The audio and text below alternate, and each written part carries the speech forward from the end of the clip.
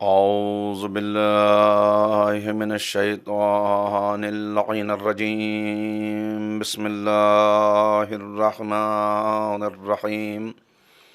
الحمد لله رب العالمين وبه نستعين وهو المعين، والصلاة والسلام على سيد الأنبياء والمرسلين، سیدنا و نبینا و شفیع ذنوبنا و طبیب قلوبنا ابی القاسم محمد و آلہ الطیبین الطاہرین المعصومین المظلومین المنتخبین المنتجبین.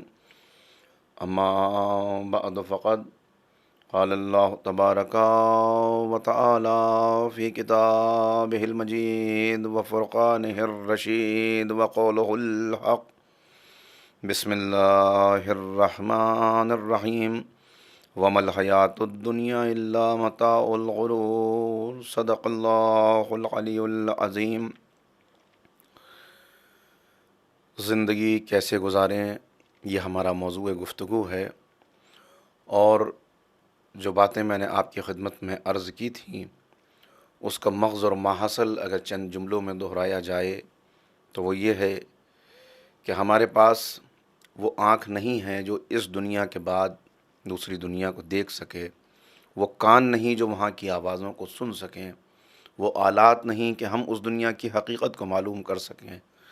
لہٰذا غیب پر ایمان پہلی شرط قرار پائی کہ اہل ایمان کون ہیں، متقی کون ہیں؟ الذین یؤمنون بالغیب، جو غیب پر ایمان رکھتے ہوں اور جو اس راہ پر چلتے ہوئے اپنے خالق و مالک کی اطاعت کرتے ہوئے اور اطاعت کی بلند چڑھائی چڑھتے ہوئے نہ کسی تانا دینے والے کے تانے کی پرواہ کرتے ہیں، نہ ملامت کرنے والوں کی ملامت کا کوئی خیال کرتے ہیں، بلکہ اس راہ میں اپنے رب کو راضی کرنے کے لیے قدم بڑھاتے چلے جاتے ہیں. ان کا غیب ہے ایمان پر.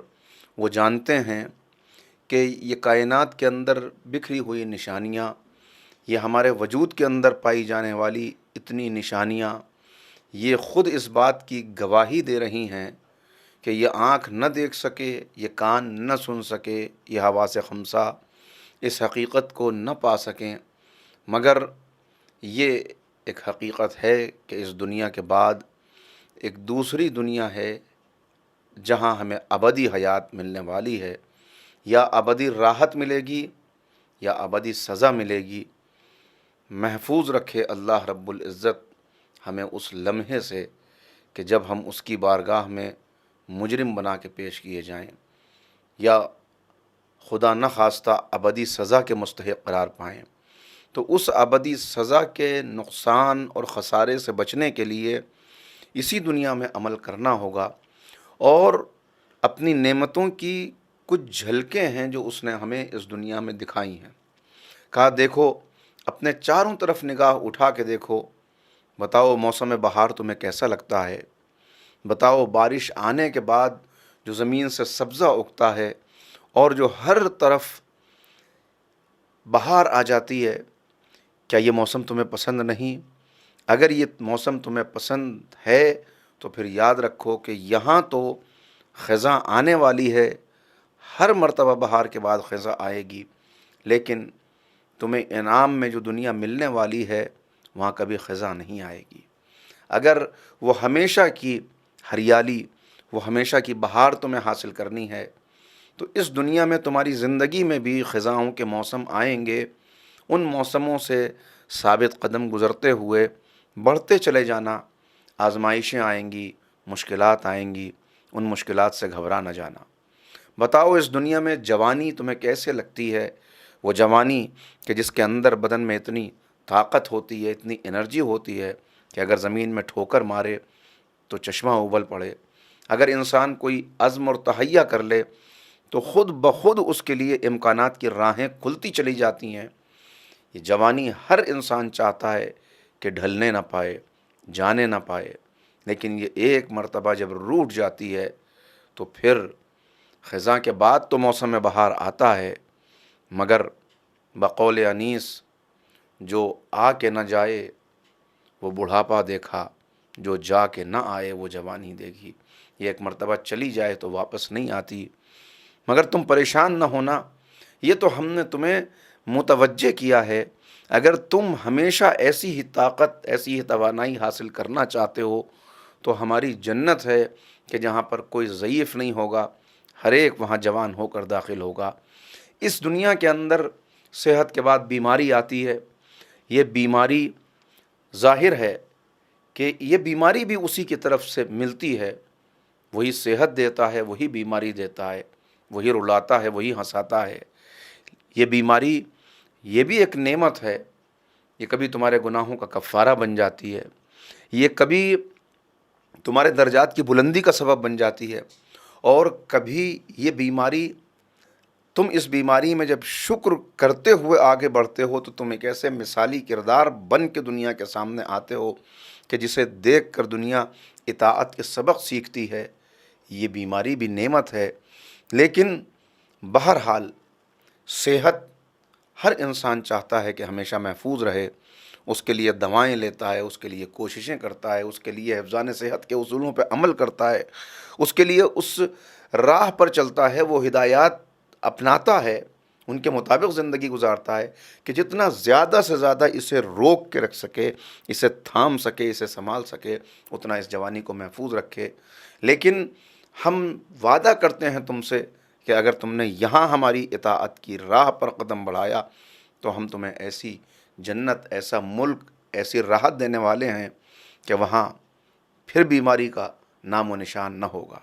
تو ہمیشہ کی صحت، ہمیشہ کی بہار، ہمیشہ کی طاقت، ہمیشہ کی جوانی اگر تم کو چاہیے تو یہ سمجھ لو کہ یہ مختصر زندگی ہے۔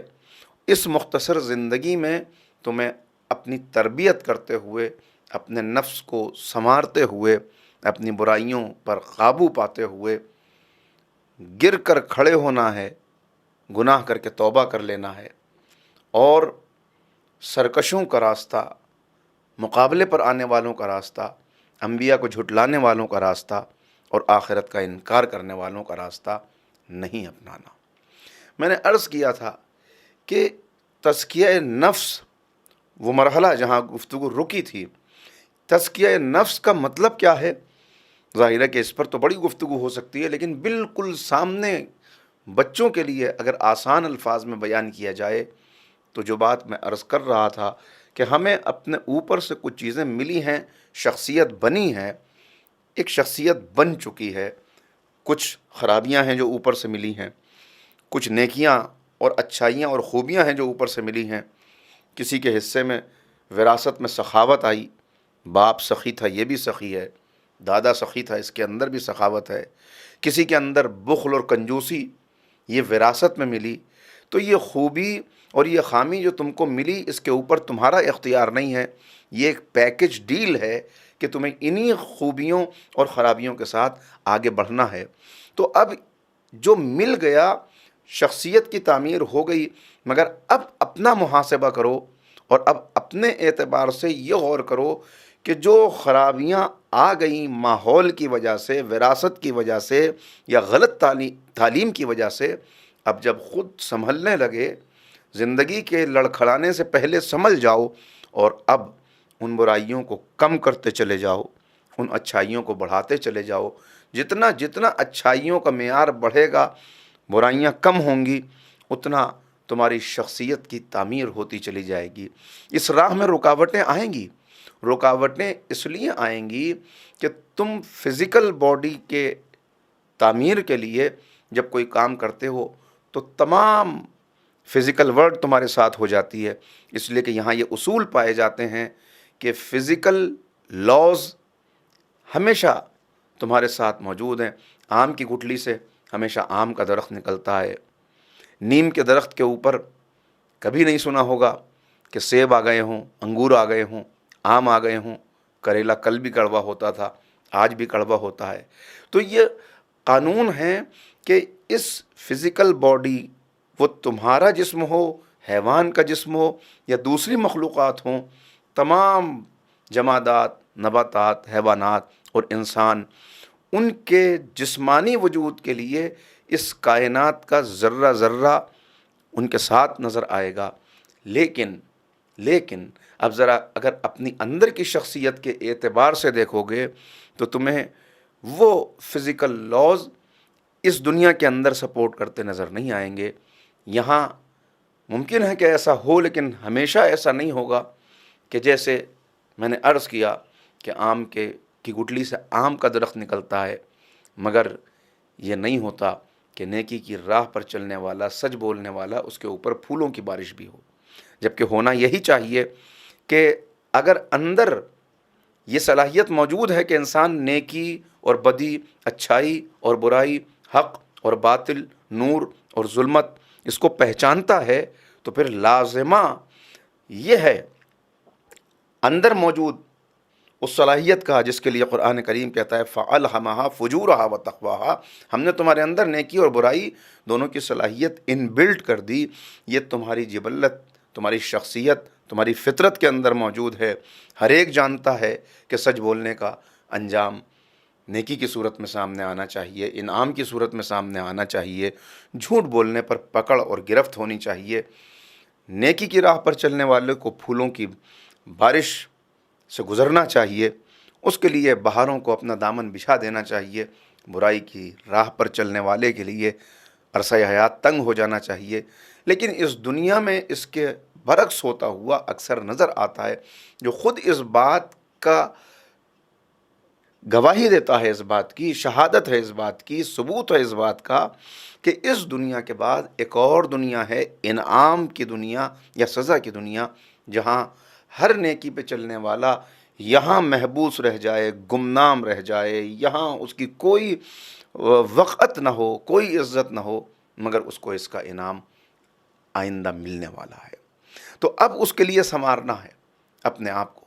تو میں نے عرض کیا کہ اس میں 4 تقاضے ہیں کہ ان 4 تقاضوں کو پورا کرتے ہوئے آگے بڑھنا ہے۔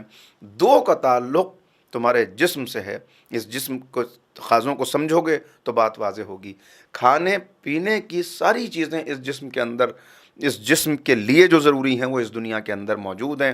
میں نے عرض کیا تھا کہ یہ جسم سیل ہے، ایٹم ہے، منرلز ہیں، مختلف چیزیں پھیلی ہوئی ہے، وہ سب اسی زمین سے ہم کو میسر آنے، یہیں سے ہم سب کو ملنے، اس لیے کہ یہ جسم یہیں کا بنا ہوا ہے۔ بتا دیا گیا لقد خلقنا الانسان من سلالۃ من طین ثم جعلناه نطفة في قرار مکین ثم خلقنا النطفة علقة فخلقنا العلقة مضغة فخلقنا المضغة عظاما فکسونا العظام لحما ثم انشأناه خلقا آخر۔ یہ تمہارا زمینی وجود ہے کہ ہم نے تم کو مٹی کے نچوڑ سے پیدا کیا، تمہیں اسی زمین سے تمہارا خمیر اٹھایا، اور پھر مختلف مراحل گزرے کہ یہاں سے تمہیں بطن مادر میں محفوظ جگہ پر قرار دیا، پھر آہستہ آہستہ مضغے کی شکل میں، علقہ کی شکل میں، اور پھر ہڈیوں کے ڈھانچے کی صورت میں، اور پھر کھال اور گوشت، اور پھر اس کے بعد ایک دوسری ہی شے تم کو بنا دیا۔ تو یہاں جن چیزوں کی ضرورت ہوگی، کمزوری آئے گی تو وٹامنس یہیں سے ملیں گے، منرلس یہیں سے ملیں گے، تمام وہ چیزیں یہیں سے ملیں گی کہ جن کا تعلق تمہاری فزیکل باڈی سے ہے۔ لہٰذا ان چیزوں کو لیتے ہوئے بس 2 تقاضوں کو پورا کرنا کہ تمہیں اپنے جسم کو طاقتور رکھنے کے لیے، اپنے جسم کو راہ اطاعت میں آگے بڑھانے کے لیے توانائیوں کی ضرورت ہوگی، مگر وہاں بس اتنا خیال رکھنا، اس تقاضے کو پورا کرنا کہ ان چیزوں کو لیتے وقت یہ دیکھ لینا کہ کہیں ان چیزوں سے تمہارے خالق نے روکا تو نہیں ہے۔ تو یہ تقاضا تمہیں حرام اور حلال کی تمیز سکھائے گا۔ وہ نہ کھانا جس کے اوپر اللہ کا نام نہ لیا گیا ہو، وہ نہ کھانا جس سے روکا گیا ہو، یہ تقاضا یہاں پورا ہوا، پہلا تقاضا۔ دوسرا تقاضا جو اس جسم کے تعلق سے ہے وہ یہ ہے کہ تم اپنے اس جسم کو نجاستوں سے پاک کرتے ہو۔ نجاستوں سے جیسے اس کو پاک کرتے ہو، تو اب یہاں خیال رکھنا کہ صرف پانی بہا لینے سے یہ जिस्म से गंदगी दूर तो हो जाएगी, लेकिन जब तक वो नीयत ना होगी कि जिस नीयत के लिए तुम्हें ये बताया गया कि अगर उसकी राह में बढ़ना है तो उसके हुक्म पर अमल करते हुए, तो यहाँ सिर्फ नहा लेने से काम नहीं चलेगा, बल्कि गुस्ल करके आगे बढ़ना। ये तो तुम्हारे फ़िज़िकल बॉडी से ताल्लुक़ रखने वाले तकाज़े हैं जिनको पूरा करना है। दूसरी तुम्हारी शख्सियत जो नफ़सानी शख्सियत है, जो अखलाक़ी शख्सियत है, उसके लिए क्या करना होगा?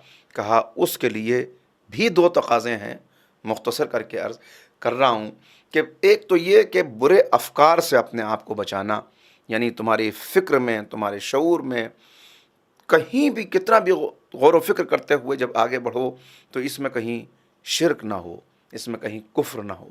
दूसरे तुम्हारे आमाल के अंदर जुल्म और ज़्यादती ना हो, आमाल के अंदर अदल की राह से हटना ना हो। ये चार तकाज़े पूरे किए तो तुम इताअत की राह पर आगे बढ़ रहे हो। अब इसमें मुश्किलात क्या पैदा होती हैं? नफ्स के तकाज़े, पहली चीज़ तो यह है कि बहरे और गूंगे होते हैं।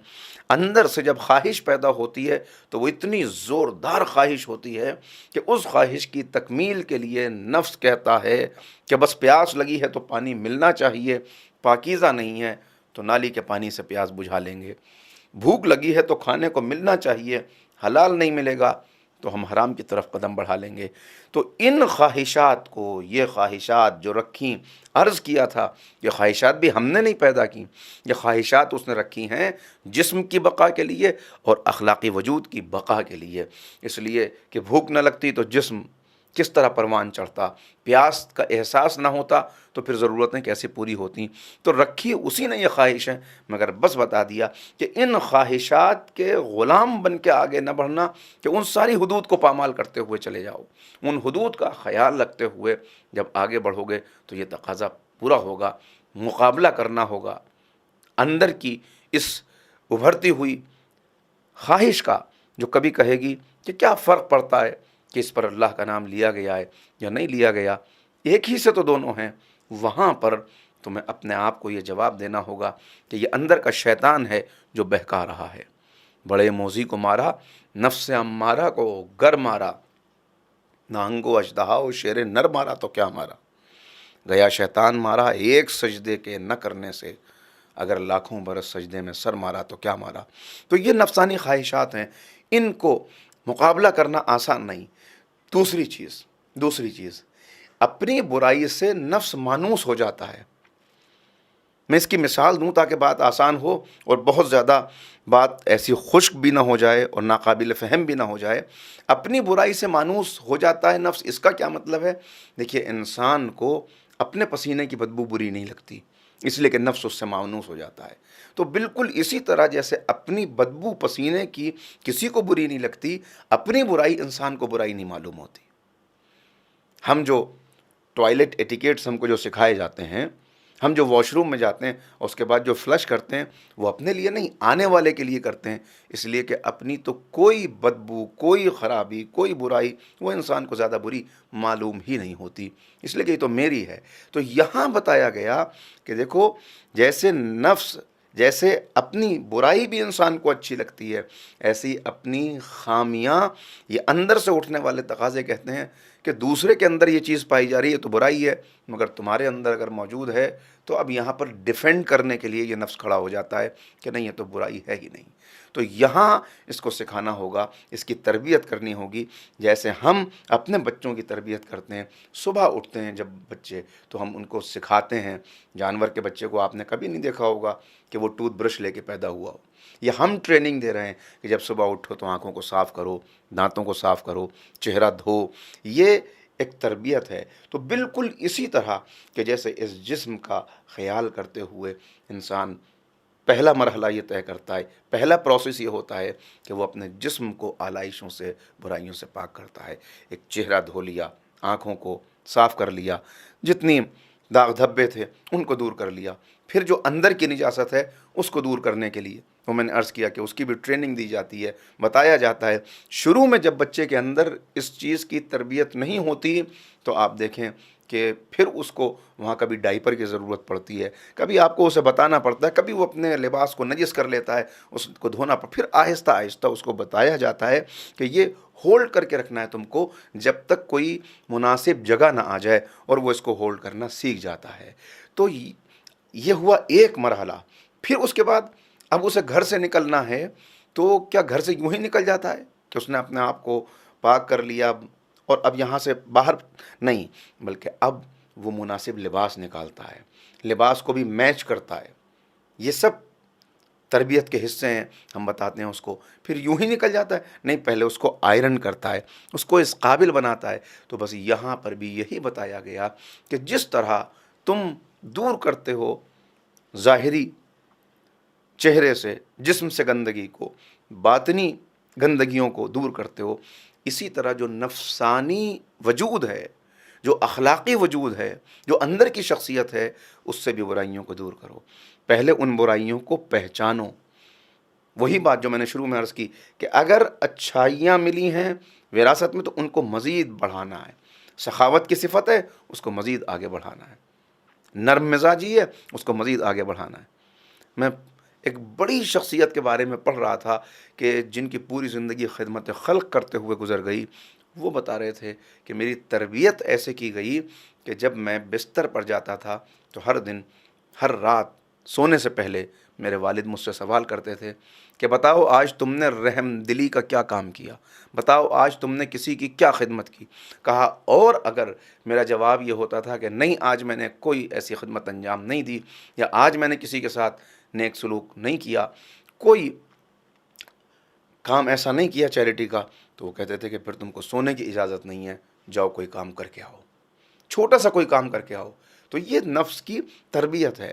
نفس کی تربیت جیسے جسمانی اعتبار سے ٹریننگ دی جاتی ہے، اسی طرح سے نفس کی بھی تربیت کرنی ہے کہ اس میں مزاج کو اپنے پہچانو، کہیں میرے اندر تکبر تو نہیں ہے۔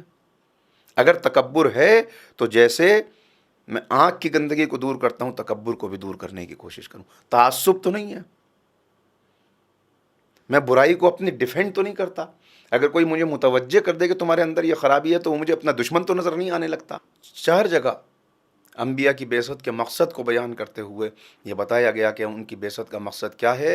هو الذی بعث فی الامیین رسولا منہم یتلو علیہم آیاتہ ویزکیہم ویعلمہم الکتاب والحکمہ وَإِن كَانُوا مِن قَبْلُ لَفِي ضَلَالٍ مُبِينٍ، یعنی تزکیہ نفس یہ نبیوں کی مقاصد میں سے اہم مقصد ہے۔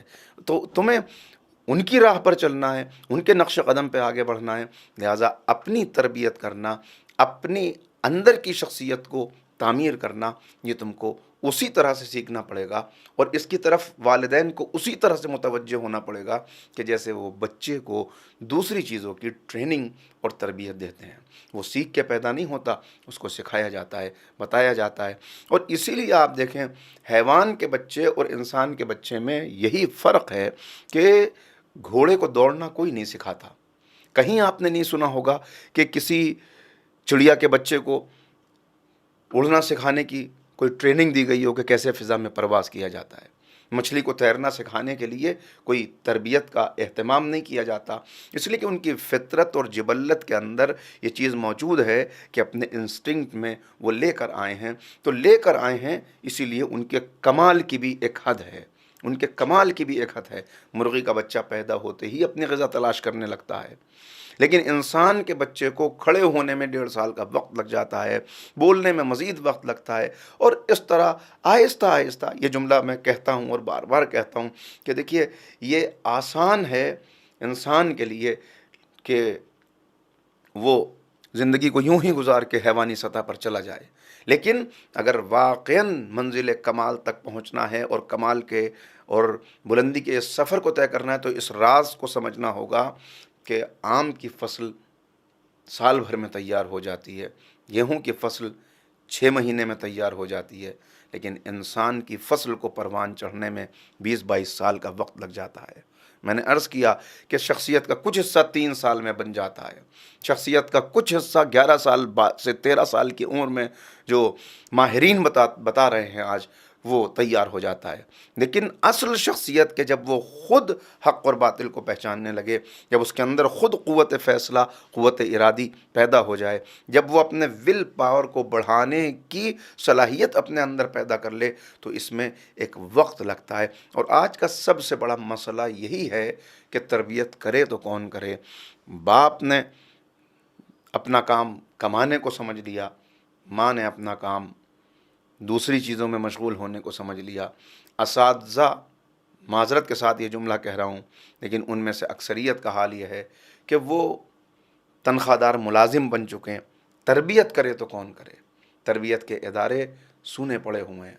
تربیت کے فقدان نے انسان کو اتنا پست کر دیا کہ سطح حیوان سے بھی وہ نیچے چلا گیا۔ جو بات میں عرض کر رہا تھا کہ وہاں ٹریننگ کی ضرورت نہیں پڑتی، اس لیے کہ وہ فطرت اور جبلت کے اندر لے کے آتے ہیں، ان کے انسٹنکٹ کے اندر ایک کمال کی منزل ہے، وہاں پہنچ کر رک جانا ہے۔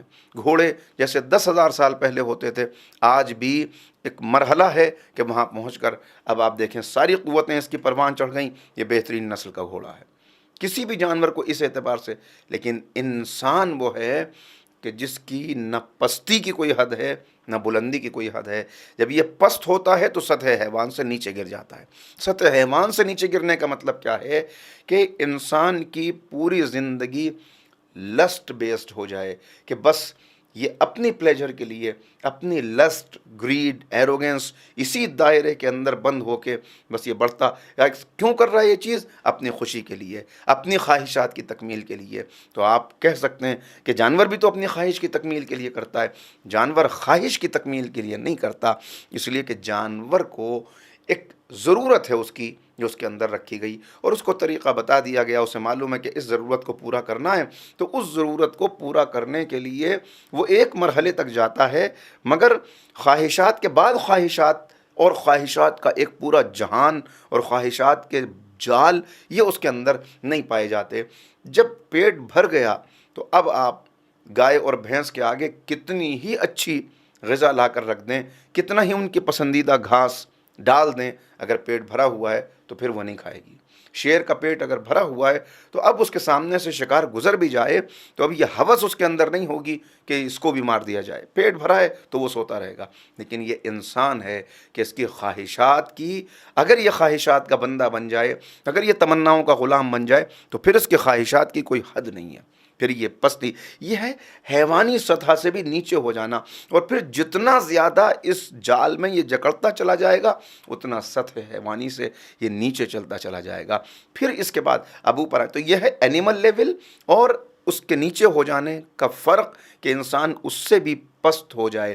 پھر اس کے بعد آتا ہے ایک کہ اینیمل لیول پر جیسے حیوان زندگی گزار رہا ہے ویسے یہ بھی زندگی گزار رہا ہے، جس کو مولا کائنات نے نہج البلاغہ میں بھی بار بار بیان کیا کہ خواہشات کے پیچھے چلنے والے کیا کیسے ہیں وہ افراد، یعنی جو بیان کیا، جو جملے مجھ کو یاد آ رہے ہیں کہ مولا بیان فرما رہے ہیں کہ حیوان بن جائے انسان، کہ جو یا تو رسی سے بندھا ہوا ہے، جب رسی سے بندھا ہوا ہے تب بھی اس کو فکر ہے کہ غذا آ جائے سامنے، اور جب وہ آزاد ہے تب بھی اس کو اپنا پیٹ بھرنا ہے، وہ نہیں دیکھتا کہ کہاں گھستا چلا جا رہا ہے، وہ نہیں خیال کرتا کہ یہ میرے مالک کا کھیت ہے یا کسی اور کا کھیت ہے، اس لیے کہ اس کے اندر یہ صلاحیت رکھی ہی نہیں گئی۔ تو جب یہ صلاحیت اس کے اندر نہیں، انسان میں بھی یہ صلاحیت نہ ہو کہ وہ دیکھے کہ یہ میرا ہے یا کسی اور کا ہے، یہ جو میں اپنے اختیار میں، اپنے تصرف میں لے رہا ہوں، اس کا مجھے حق ہے یا نہیں ہے، تو یہ ہے سطح حیوانی۔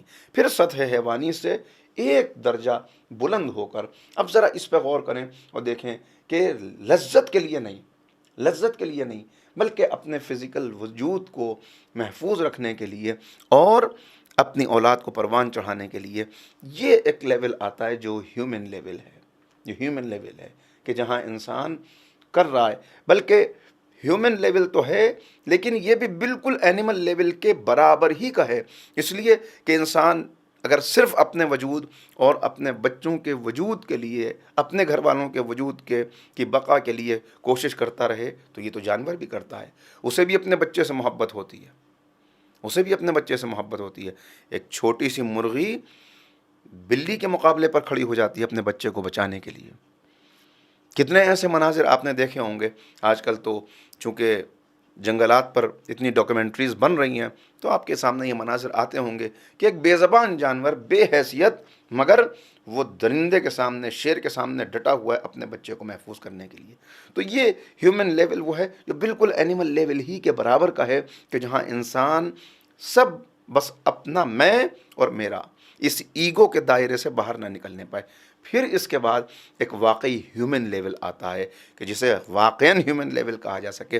وہ دائرہ ہے کہ جہاں انسان دیکھتا ہے کہ نہیں، میرے بینیفیشری صرف میں اور میرے گھر والے نہیں بلکہ کچھ اور لوگ بھی ہونا چاہیے۔ اور یہاں اس کو خیال پیدا ہوتا ہے کہ ٹھیک ہے، میری ضرورت سے جو زیادہ ہے وہ میں دوسروں کے لیے وقف کر دوں۔ یہ میرا ملازم ہے، یہ میرے گھر میں کام کرتا ہے، یہ میرا ہمسایہ ہے، یہ غریب ہے، لہٰذا جو میری ضرورت سے زیادہ ہے وہ اس کو عطا کر دیا، سال بھر میں اس کے لیے بھی کچھ دے دیا۔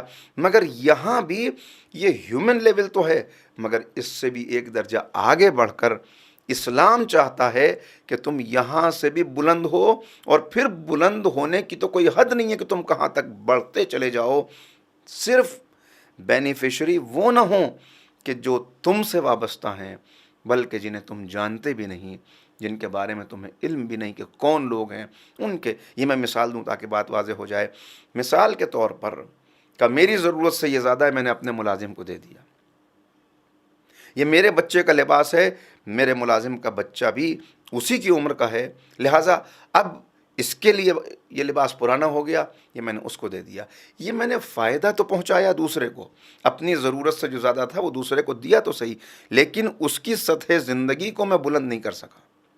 سطح زندگی کو، باپ ملازم تھا، کل بیٹا ملازم ہوگا، آج باپ نوکر تھا، کل اس کا بیٹا نوکر ہو جائے گا، وہ میری خدمت کر رہا تھا، اس کا بیٹا میرے بیٹے کی خدمت کرے گا، اس کی آنے والی نسل اگر یہی سلسلہ جاری رہا تو یہ نسلاً بعد نسل سلسلہ چلے گا، ان کو فائدہ تو پہنچے گا لیکن سطح زندگی بلند نہیں ہوگا۔ کہا تم کو ہیومن لیول سے بھی آگے بڑھ کر وہاں آنا ہے جہاں کسی کی زندگی کو بلند کرنے کے لیے تم یہ قربانی دے سکو کہ خود بھوکے رہ کے سامنے کی روٹی دوسرے کو دے دو، خود قناعت کر کے، صبر کر کے اپنی ضرورت۔ یہ ہے کرم کا درجہ، احسان کا درجہ، یہ ہے وہ درجہ کہ جس کے لیے قرآن کریم کہتا نظر آتا ہے یطعمون الطعام علی حبہ مسکینا و یتیما و اسیرا۔ اللہ کے ان بندوں کی طرف نظر دوڑاؤ جو خود بھوکے رہ کر کبھی مسکین کو دے دیتے ہیں، کبھی یتیم کو دے دیتے ہیں، کبھی اسیر کو دے دیتے ہیں، روزے پہ روزہ رکھ لیتے ہیں۔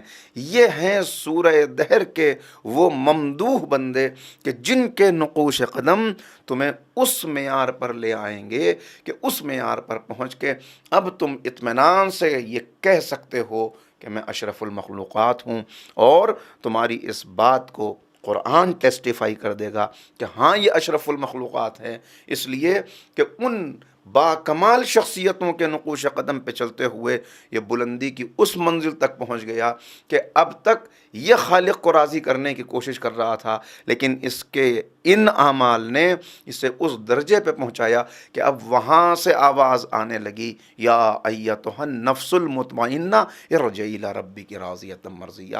تو یہ لیول ہے کہ جہاں اسلام لانا چاہتا ہے، اور اس لیول پر پہنچ گئے تو اب اللہ دائمی راحت، ابدی راحت کا گھر ہے جو اس نے تمہارے لیے تیار کیا ہوا ہے، وہاں تک تم کو بڑھتے ہوئے چلا جانا ہے۔ راہ میں رکاوٹیں آئیں گی، اس راہ کی رکاوٹیں میں نے عرض کیا تھا کہ ایک تو اندر سے اٹھنے والی خواہشات ہیں، دوسرے ازلی دشمن ہے، ازلی دشمن ہے جو بیٹھا ہوا ہے۔ یا ایھا الذین آمنوا لا تتبعوا خطوات الشیطان انہ لکم عدو مبین۔ تمہارا ازلی دشمن ہے جو روز اول سے یہ کہہ کے چلا ہے کہ میں اس کو کامیاب نہیں ہونے دوں گا۔ میں نے آدم کو سجدہ نہ کیا جس کی وجہ سے بارگاہ سے نکالا گیا، تو اب اولاد آدم سے انتقام لوں گا۔ اس کو یہ اعتبار ہے، یہ بھروسہ ہے کہ انسانوں کی جماعت میں ایسے بندے ہوں گے اور ان کی اکثریت ہوگی جو سطح حیوانی پر رک جائیں گے، سطح حیوانی سے بھی نیچے لے جانے میں ان کو کامیاب ہو جاؤں گا، اور اللہ رب العزت کو بھی بھروسہ ہے کہ ہاں تو چاروں سمت سے بہکانا، چاروں سمت سے حملے کرنا، مگر میرے کچھ بندے ایسے ہیں جو کسی بھی تیرے حربے اور کسی بھی تیرے وار کے مقابلے پر ناکام نہ ہوں گے، ڈٹے رہیں گے اور میرے بنے رہیں گے۔ ٹھیک ہے، چار سمت سے تو حملہ کر، مگر میں جب وہ اپنے ہاتھوں کو اٹھائیں گے تو میری رحمتوں کی بارش ہوگی، جب وہ سجدے میں سر کو جھکائیں گے تو بلند ہوتے چلے جائیں گے۔ تو اب دونوں طرح کے انسان دنیا میں موجود ہیں، دونوں طرح کی زندگیاں، یہ اب ہمیں طے کرنا ہے کہ ہمیں کون سی زندگی گزارنی ہے۔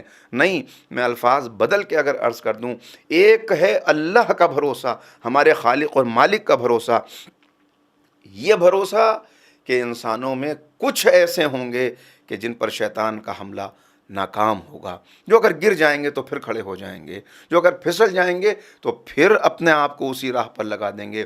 اور دوسرا ہے شیطان کا بھروسہ کہ میں بہکانے میں کامیاب ہو جاؤں گا۔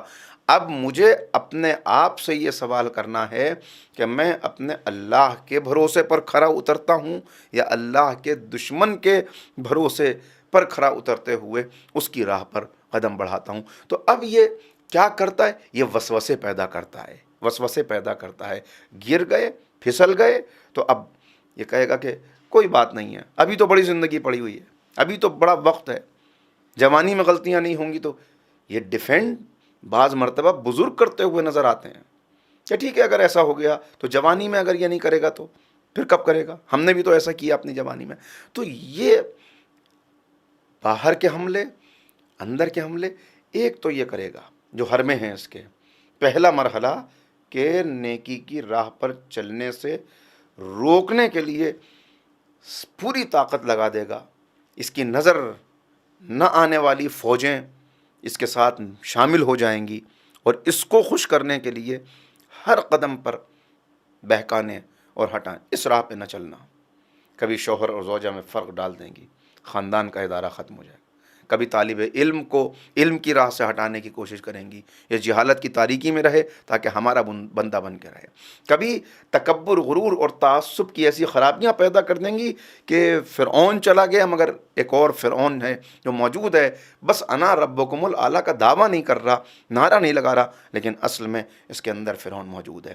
یہ ہیں وہ حملے کہ جو پہلے مرحلے پر ہوں گے کہ نیک عمل کرنے ہی نہ پائے۔ اچھا، اب اگر نہیں روک پائے یہاں پر اور عمل کی راہ میں آگے بڑھ گئے تو میں نے عرض کیا دوسرا حملہ یہ ہوگا کہ عمل کا تکبر پیدا کر دیں گے، عمل کا تکبر۔ تیسرا حملہ یہ ہوگا کہ اگر غلطی ہو گئی تو اب توبہ کرنے میں، واپس آنے میں یہ ڈیلے کریں گے، ابھی کیا بات ہے، ابھی کیا، ٹھیک ہے، جوانی میں غلطی کر لی تو بڑھاپا آئے گا۔ نہیں جانتا انسان کہ اس کے پاس مہلت کتنی ہے، اسے نہیں معلوم کہ کتنی مہلت ہے، کتنا وقت ہے۔ لہٰذا یہاں متوجہ کیا گیا کہ اس ازلی دشمن سے ہوشیار رہنا، اس کے حربوں، اس کے حملوں سے اپنے آپ کو بچانا، اور جو وسوسے یہ پیدا کرتا ہے، جو یہ ڈیلے کرتا ہے، ٹھیک ہے، عمل سے نہیں روک پایا تو ابھی جلدی کیا ہے، نیک عمل کرنا ہے کر لینا، ابھی تو وقت بہت پڑا ہوا ہے۔ یہ سارے اس کے دھوکے ہیں۔ تو تمہیں اپنے آپ کو کامیابی کی راہ پر وہاں تک پہنچانے کے لیے کہ جہاں اس کی جنت کے حقدار قرار پا جاؤ، پھر ان ساری قوتوں کا مقابلہ کرتے ہوئے، شیطان اور اس کی فوجوں کا مقابلہ، خواہشات کا مقابلہ، مادی نظام کا مقابلہ، ان سب کا مقابلہ کرتے ہوئے ڈٹے رہنا ہے اور آگے بڑھتے رہنا ہے۔ یہ زندگی وہ زندگی ہے کہ جسے پسندیدہ زندگی قرار دیا گیا۔ اور اگر ایسی زندگی تم گزار کے آئے، زندگی اصل میں ہے کیا؟ اصل میں زندگی ہے کیا؟ یہ باتیں آتی ہیں کہ ہم کیسے اپنا پرپز آف لائف سمجھیں، ہمیں کیسے معلوم ہو کہ ہماری زندگی کا مقصد کیا ہے۔ زندگی کا مقصد کیا ہے یہ سمجھنے کے لیے پہلے یہ سمجھ لیں کہ زندگی کیا ہے۔ زندگی کیا ہے؟ زندگی اصل میں ایک مہلت ہے، ایک وقت ہے جو آپ کو ملا ہے، اور اس وقت میں سے ہر دن کم ہوتا چلا جا رہا ہے، کم ہوتا چلا جا رہا ہے۔ جیسے ایک پانی برتن کے اندر موجود ہے، اور اس برتن کے اندر سے ایک ایک ڈراپ روز نکل رہی ہے، تو جتنا نکل رہی ہے اتنا وہ برتن خالی ہوتا چلا جا رہا ہے۔ اب اصل میں ایک عاقل انسان وہ ہے، ایک دانا انسان وہ ہے کہ جو اس مہلت کا فائدہ اٹھائے اور ایک لمحے کو بھی ضائع نہ جانے دے، اپنی زندگی کے ہر لمحے کو جو صحیح راہ میں لگائے۔ ایک انسان، عام انسان وہ ہوتا ہے جو اپنی غلطیوں سے سیکھتا ہے، غلطی کی، سیکھ گیا، پھر دوبارہ وہ غلطی کو دہرائے گا نہیں۔ لیکن ایک دانا اور عقل مند انسان وہ ہوتا ہے جو دوسروں کی غلطیوں سے سیکھتا ہے، جو دیکھتا ہے دوسروں کو، ان کے حالات دیکھتا ہے، پڑھتا ہے، تجربے سے فائدہ اٹھاتا ہے۔ کبھی والدین بچوں کو بتاتے ہیں دیکھو ہم سے یہ غلطی ہوئی، اس کا یہ نتیجہ نکلا، تو ان غلطیوں سے جو فائدہ اٹھائے وہ دانا انسان ہوتا ہے۔ وہ خود ایکسپیریمنٹ نہیں کرتا، اس لیے کہ وقت کم ہے، یہ وقت سرمایہ ہے، اور یہ سرمایہ لٹتے ہوئے آپ دن رات دیکھ سکتے ہیں کہ وقت گزر رہا ہے۔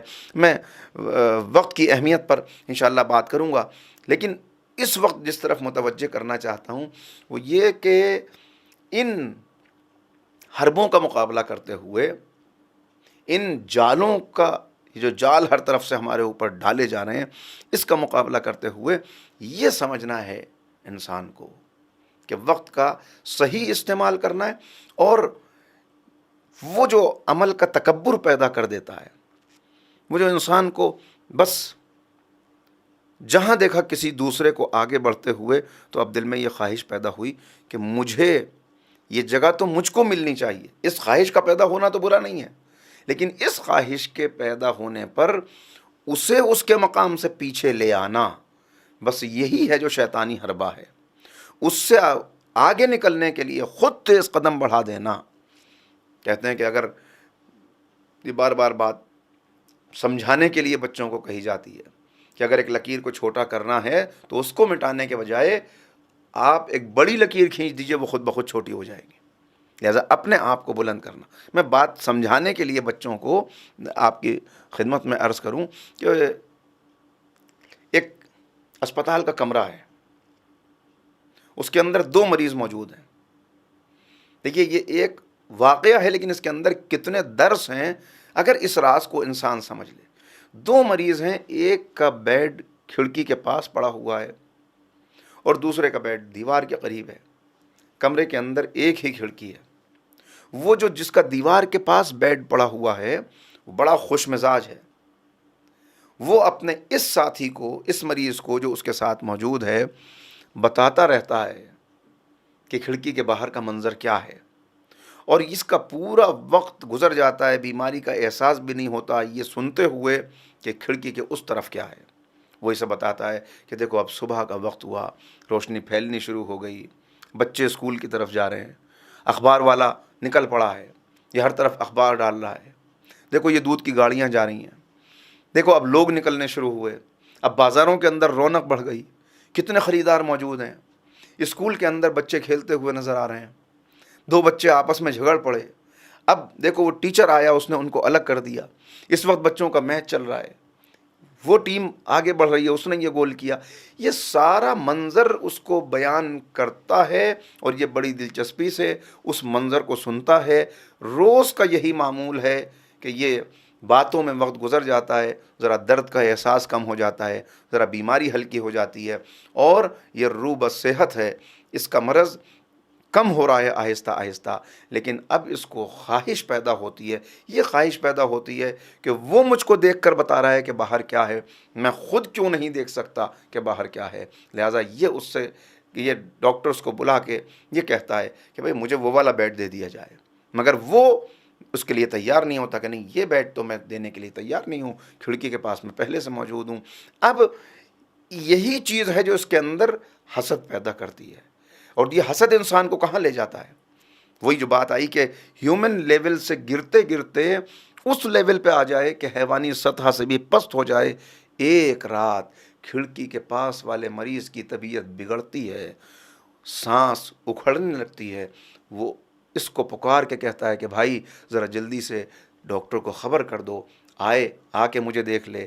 اس کے اندر جو خواہش پیدا ہوئی تھی کہ مجھے وہ جگہ ملنی چاہیے، وہ خواہش اب مزید بڑھتی ہے، وہی جو اندر وسوسے پیدا کرتا ہے وہ اس کے اوپر غلبہ حاصل کرتا ہے، اور یہ سوچتا ہے کہ اگر میں نے ڈاکٹر کو نہ بلایا اور آج رات میں یہ مر گیا تو صبح یہ جگہ میری ہوگی، یہ بہتر ہے کہ مر جائے تاکہ مجھ کو وہ جگہ مل جائے۔ یہ ڈاکٹر کو نہیں بلاتا، وہ مر جاتا ہے، صبح اس کے جنازے کو، اس کی میت کو، اس کی باڈی کو ہٹا دیا جاتا ہے۔ یہ ضد کرتا ہے کہ اب مجھے وہ جگہ ملنی چاہیے۔ جب یہ اس جگہ پہنچتا ہے، کھڑکی سے باہر دیکھتا ہے تو اس کو نظر آتا ہے کہ کھڑکی کے باہر تو اسپتال کی باؤنڈری وال کے علاوہ کچھ بھی نہیں ہے، نہ کوئی بازار ہے، نہ کوئی اسکول ہے، نہ کوئی رونق نظر آ رہی ہے، نہ کہیں پر اسکول کا میدان ہے کہ جس کے اندر بچے کھیل رہے ہوں۔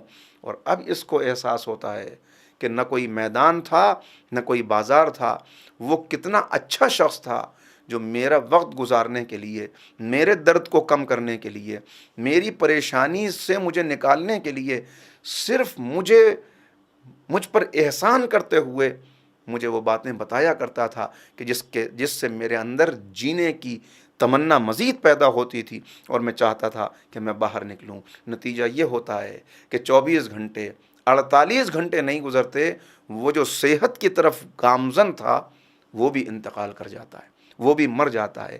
یہ ہماری زندگی کی حقیقی کہانی ہے کہ ہم جب کوئی پوزیشن حاصل کرنا چاہتے ہیں تو بس وہ جگہ مجھے مل جائے، اس کے لیے اگر دوسرے کی لاش پر سے گزرنا پڑے، اگر مجھے بلند ہونے کے لیے اسے پست کرنا پڑے، تو میں ہر راہ پر چلنے کے لیے تیار ہوں، اس لیے کہ یہ وہ لمحہ ہوتا ہے کہ جہاں میں سطح حیوانی سے گر کے شیطان کا نمائندہ بن جاتا ہوں، اللہ کے دشمنوں کے لشکر میں شامل ہو جاتا ہوں۔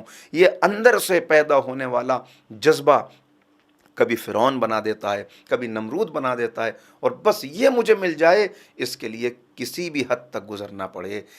اسی کو ذرا بدل کر آپ دیکھ لیں تو آپ کو معلوم ہو جائے گا کتنے ایسے واقعات آج آپ سنتے ہیں کہ بیٹے نے باپ کو قتل کر دیا۔ کیوں مار دیا؟ اس لیے کہ اس کو پراپرٹی چاہیے تھی، اور جب تک باپ موجود تھا اس وقت تک وہ اس سرمایہ کو، اس پراپرٹی کو اپنی مرضی کے مطابق استعمال نہیں کر پا رہا تھا۔ یہ اتنی سطح ہے حیوانی پہ آ گیا، انسان اتنا پست ہو گیا کہ بیٹا باپ کو مارنے کے لیے تیار ہے، بیٹی ماں کو مارنے کے لیے تیار ہے۔ یہ دن رات کے واقعات ہیں جو آپ پڑھتے ہیں، جس کی وجہ سے کبھی اخبار کی خبریں دیکھنے کو بھی انسان کا دل نہیں چاہتا۔ کبھی طبیعت اتنی مقدر ہوتی ہے، انسان کہتا ہے کہ نہیں، مجھے یہ اخبار پڑھنا ہی نہیں ہے، یہ خبریں دیکھنی ہی نہیں ہیں۔ تو یہ ہے اصل میں وہ جنگ کہ جس جنگ میں مجھے اپنے آپ کو فتح دلاتے ہوئے، قابو پاتے ہوئے آگے بڑھنا ہے۔ ورنہ ہر ایک بس مجھے یہ پوزیشن ملنی چاہیے۔ ایک ملازم چاہتا ہے کہ باس کی پوزیشن مجھے مل جائے، اس کے لیے اگر باس کو ایکسیڈنٹ میں مروانا بھی پڑے تو میں اس کے لیے تیار ہوں۔ ایک بیٹا چاہتا ہے، اگر نااہل ہے، اسے تو باپ کی جگہ ملنی ہے، کہ مجھے وقت سے پہلے باپ کی جگہ مل جائے، اس کے لیے۔ ایک شاگرد چاہتا ہے، کتنے ایسے منظر آپ کو نظر آئیں گے کہ اسی استاد نے تربیت کیا اور اسی نے اتنا بلند کیا کہ آج اسی ادارے کے اندر پہنچ گیا کہ جہاں وہ پروفیسر ہے یا اسسٹنٹ پروفیسر ہے، مگر اب استاد کو استاد کہتے ہوئے شرم آ رہی ہے، اب انہی کا سب سے بڑا دشمن ہے۔ یہ دن رات ہم منظر دیکھتے ہیں، جنہوں نے اس لائق بنایا اب انہی کا دشمن بن کے ان کے سامنے کھڑا ہوا ہے، اب انہی کو ڈاؤن کرنے کے لیے ساری کوششیں مسلسل کر رہا ہے۔ تو یہی چیز انسان کو وہاں پہنچاتی ہے۔ اسی کھڑکی کو اگر بدل دیں تو یہی کھڑکی ملک کے رے ہے، کہ جب ملک کے رے کی ہوس پیدا ہو جاتی ہے، جب ملک کے رے کی حکومت نظر آنے لگتی ہے، تو اب ماموم امام کے مقابلے پر آ جاتا ہے۔ جسے امام کے نقش قدم پر چلتے ہوئے زندگی گزارنی تھی، وہ امام کا دشمن بن کے کھڑا ہو جاتا ہے۔ یہی تمنا، یہی خواہش ہے کہ جو ابن ملجم پیدا کرتی ہے، کہ جس سے امام جب پوچھتے ہیں کہ بتا تو نے کیوں ضربت لگائی، کیا میں تیرا اچھا امام نہ تھا؟ کہا آپ تو اچھے امام تھے، مگر جو خواہشات نفسانی میں مبتلا ہو چکا ہو، جہنم جس کا ٹھکانہ بن چکا ہو، وہ کیا کر سکتا ہے؟ تو یہ ہے پستی، کہ اس پستی کے اندر ہونے والا، اس پستی کے اندر مبتلا ہونے والا امتی نبی کے مقابلے پر آ جاتا ہے۔ نبی کو پتھر مار کے زخمی کرتا ہے، اور جب مزید پستی آتی ہے تو 50 سال کا عرصہ نہیں گزرتا، 50 سال کا عرصہ نہیں گزرتا جس نبی نے اتنا بلند کیا کہ قرآن کریم گواہی دے رہا ہے کہ تم تو کھلی ہوئی گمراہی میں تھے، پیغمبر نے تم کو کہاں سے کہاں پہنچا دیا۔ پھر اسی کا نواسا ہے، اسی کی نواسیاں ہیں کہ جن سے دشمنی کا عالم یہ ہوتا ہے کہ اب یہ امت ہے جو انہی کو گھیرے ہوئے، کسی کو کہیں تو یقین نہ آئے۔ تاریخ میں ایسا حادثہ، عجیب حادثہ ہے کہ پیغمبر کا کلمہ پڑھنے والے، نبی کے کلمہ گو، وہ ایسے اولاد رسول کے دشمن ہوئے ہیں کہ آقا کہہ رہے ہیں کہ بتاؤ، صرف اتنا بتا دو کہ میں نے کیا خطا کی ہے، میرا جرم بتا دو کہ میرا جرم کیا ہے، کیا میں نے حلال محمدی کو حرام کیا ہے، کیا میں نے حرام محمدی کو حلال کیا ہے، بتاؤ بتاؤ میرا جرم کیا ہے۔ جواب آتا ہے کہ بس ایک جرم ہے، آپ کا کوئی جرم نہیں، لبغض ابیک، یہ تو پرانی دشمنی ہے کہ جس کا انتقام اس وقت لیا جا رہا ہے۔ اور پھر فرزند رسول کو بھی تشخیص مرض کی بیان کرنی پڑتی ہے اور کہنا پڑتا ہے میں جانتا ہوں میری تقریر کا تم پہ اثر کیوں نہیں ہو رہا، میری گفتگو تم پہ کیوں اثر نہیں کر رہی، اس لیے کہ تم سطح حیوانی سے بھی پست ہو چکے ہو، تم خواہشات کے بندے بن چکے ہو، شیطان کے نمائندے ہو چکے ہو، فرعون اور نمرود کے لشکری بن کر آج تم حق کے مقابلے پر ہو، اس لیے کہ تمہارے شکم حرام غذاؤں سے بھر چکے ہیں، شکم حرام غذاؤں سے بھر چکے ہیں۔ بس ایک مرتبہ عجیب منظر تھا، اسی منظر پہ گفتگو کو ختم کرنا چاہتا ہوں۔ کیا منظر تھا کہ سید الشہداء جب خطاب کرنا چاہتے تھے تو ایک مرتبہ کہا کہ اے سعد کے بیٹے، اے پسر سعد، ذرا میں گفتگو کرنا چاہتا ہوں، مگر جسم سے خون بہنے کی وجہ سے، پیاس کی شدت کی وجہ سے، جوانوں کے لاشیں اٹھانے کی وجہ سے اب بدن کے اندر اتنی طاقت موجود نہیں کہ آواز کو آقا بلند کر سکیں، لہٰذا کہا ذرا یہ شور کم کر تاکہ میرا پیغام پہنچ سکے، تاکہ میری بات سنی جا سکے۔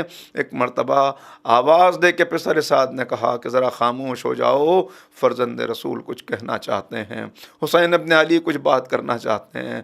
ہر طرف خاموشی ہوئی، مگر اب بھی جانوروں کے گلے میں پڑی ہوئی گھنٹیوں کی آواز تھی، اب بھی کچھ حیوان تھے جن کی آوازیں بلند تھیں۔ کہا ذرا ان حیوانوں سے کہہ دے کہ اپنی گردنوں کو تھام لیں تاکہ میرا پیغام پہنچ سکے۔